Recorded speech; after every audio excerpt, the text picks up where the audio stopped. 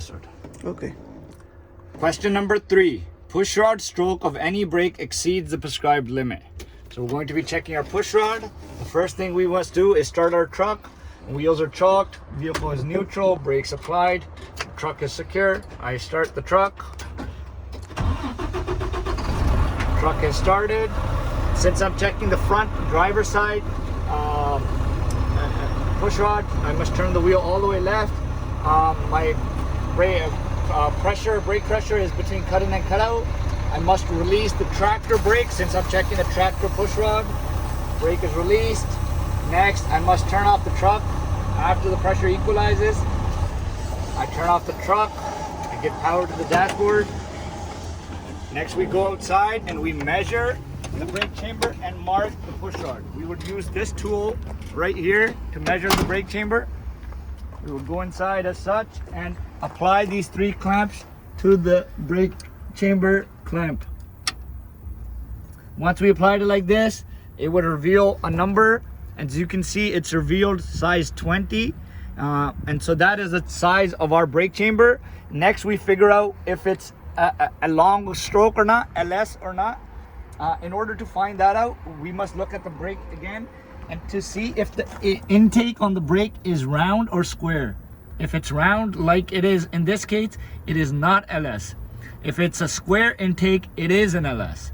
As well, if there's a tag back here, if there's a tag, it is an LS. If there is no tag, as in this case, it is not an LS. So in our case, the brake chamber size is only 20, and the limit for this is 1 3/4 inches or 1.75 inches.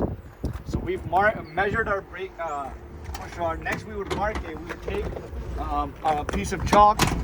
We would go inside to the brake chamber and mark it. In our case, these are disc brakes, so we don't have a pushrod per se here. And so the examiner can ask you to simulate it. Imagine if this was a pushrod, where would you mark it? You would mark it where the pushrod and the brake chamber meet.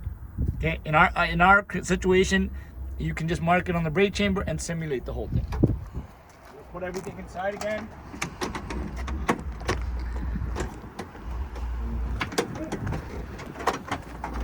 Next, we would apply the foot brake. We would put our foot on half of the pedal.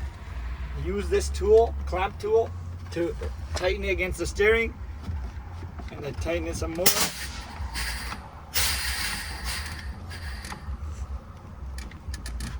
Brake chamber, brake pedal is in applied position. Pressure is between 90 to 100.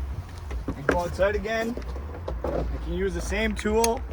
It turns into a ruler. We can figure out where 1 3/4 inches is, which is right in this precise place. And so we can hold this while we go to measure it. When we go to measure it, we're just gonna put the ruler right up against the pushrod and see how far it comes out. It should come out about 1 inch typically, which is about there. And our limit is 1 3/4 inches. So our pushrod is 1 inch, our limit is 1 3/4 inches. So our pushrod is, there's no defect in this pushrod. I put the tool back, go inside, we remove the tool here safely, put it to the side, and release the foot brake, and parking brakes.